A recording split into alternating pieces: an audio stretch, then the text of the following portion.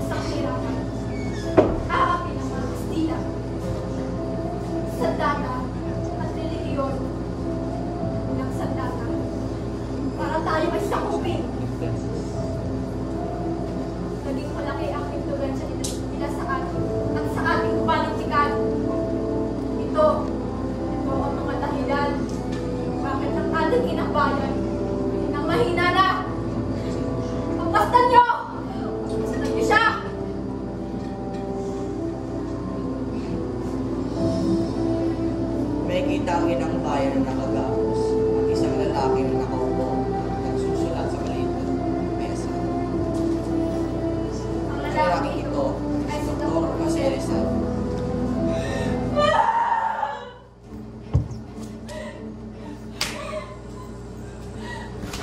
Tulungan mo ako!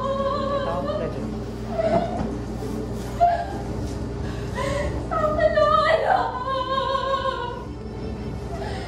Ako'y takot na! Sino ka? Bakit ikaw ay nakikita sa aking presensya? Ako ang iyong bayan.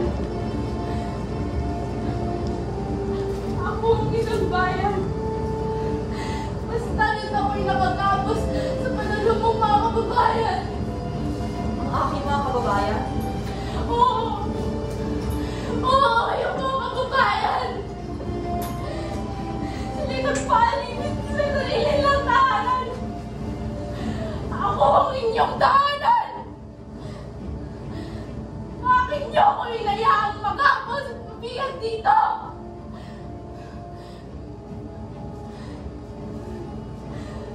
Tama ka. Matagal nakikita sa aking mata ang sitwasyon natin. Kung kaya't ako'y sumulat ang No Limit Tangere at ang El Filibusterismo. Sulat na gigising sa ating mga natutulog na kababayan. Sa isa sa aking mga akta, sinulat ko ang karakter na si Juan Crisostomo Ibarra. Sinulat ko sila sa ating mga kababayan para malaman nila na may lumalaban pa rin sa mga masamang nangyari.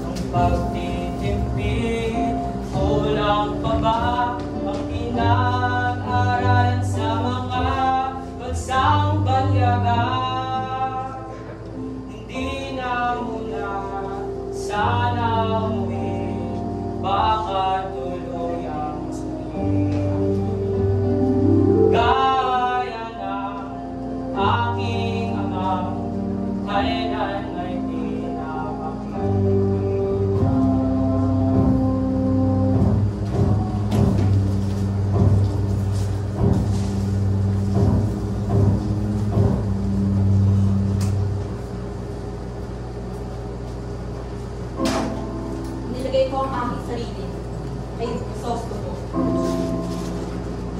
Ito ang malaman ng mga Pilipino na may nagmamahal sa akin sa mga maling nagaganap.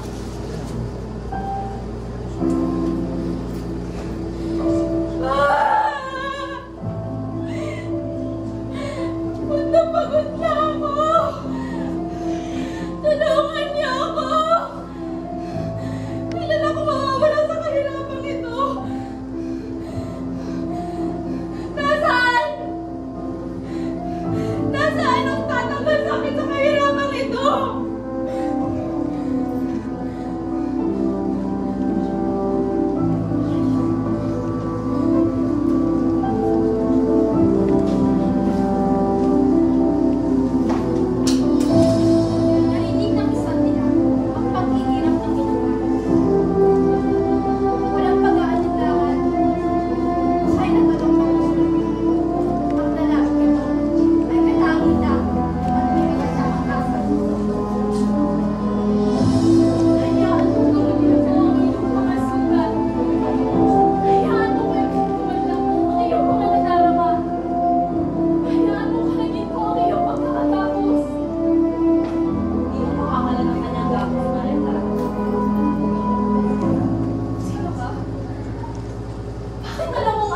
pangalan? At bakit hindi ko matatanggal ang kanyang pagkagapos? Dahil ikaw si Maria, hindi mo makakalagyan lang. Bakit? Bakit hindi? Dahil nasa iyo ang luhat pag-ibig, pati ang wagas na pag-ibig ng aking akda. Ikaw at si Crisostomo ay ang aking akda. Akdang para sa bayan, akdang para kay inang bayan. Akdang para sa bayan? Akdang para kay inang bayan? Kapag ang bayan ay sadyang umibig sa salita ng langit, sanglang kalayaan nasa ring masapit, katulad ng ibong nasa himpapawid. Bakit ko sila nilito? Anong iyong nilalayan? Ang magiging anma sa aking pakikipagdigma. O kaya si Crisostomo ay naging si Simon, upang sa pamamagitan niya ang pamahalang Espanyol ay kutyain. Nakikiusap ako sa iyo. Baguhin ang akdang nakahain. Huli na ang lahat.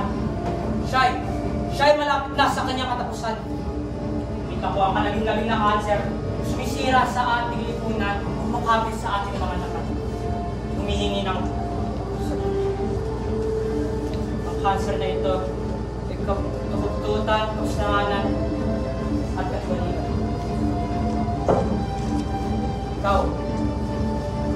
Oo, ikaw! Ang mahina ay kailanman walang matatalim ng ngipin para ipagsukumal sa mga kaaway. Lumaban ka!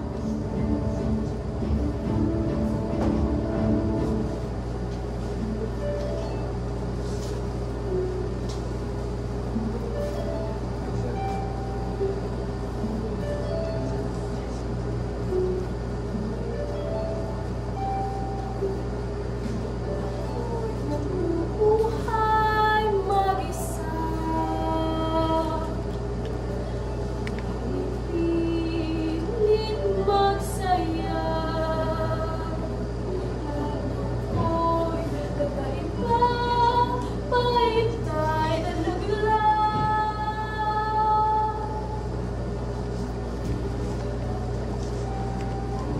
Huwag lamang akong iyakan. Sabihin ang hapis sa iba. Sana ako'y tagnan pa kapag nagbalik ka.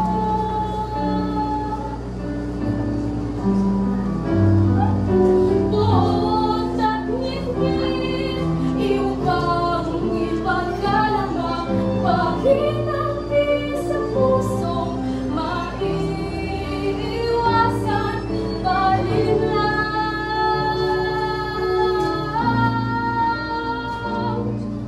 Sa iyong pagbabalik, hanggang sabay iyong dala, hapis ng iyong mukha. Muli magsama-sama, Salamat sa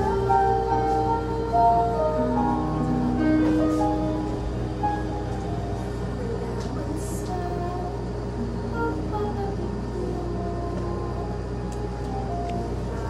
Hindi ako sa puso mo. Sana ako'y tagnan pa.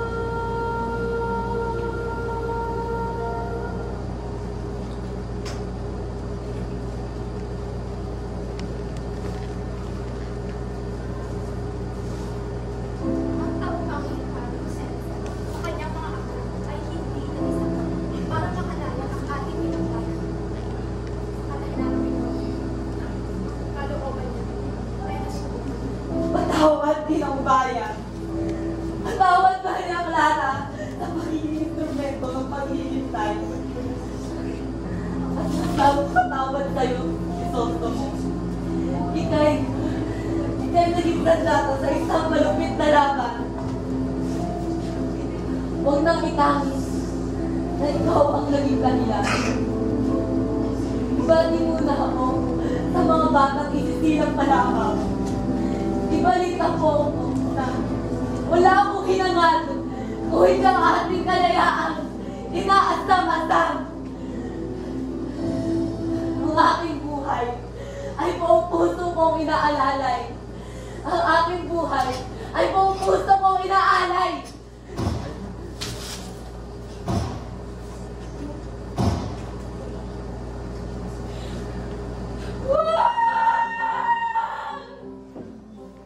Susto mo! Isusto mo!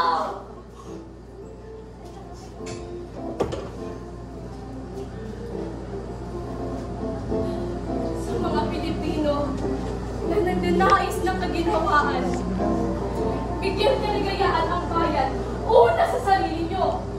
Nagagawin nyo siyang kaharian ng katwiran at ng paggawa. Ikaw, lahat kayo, ang bayan nyo'y maligaya. 10 ng inyong lahi ay magiging maligaya din.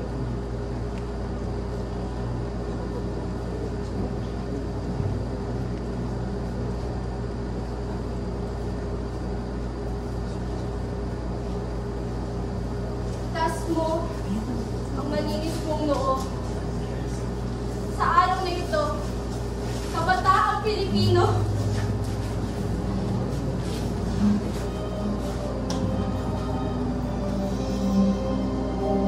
lahat kayo, mahalin niyo ako, ang ina niyong bayan. Ako ay mahalin niyo na sunod sa Diyos at sunod sa inyong karangalan. Wika mo, ipagmalaki mo.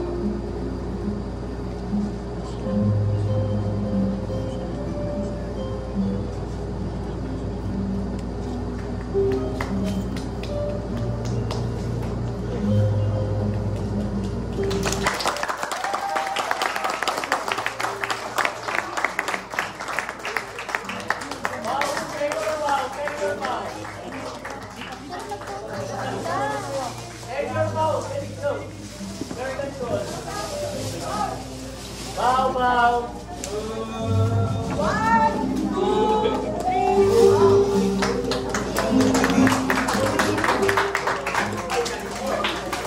Okay, dito na kayo.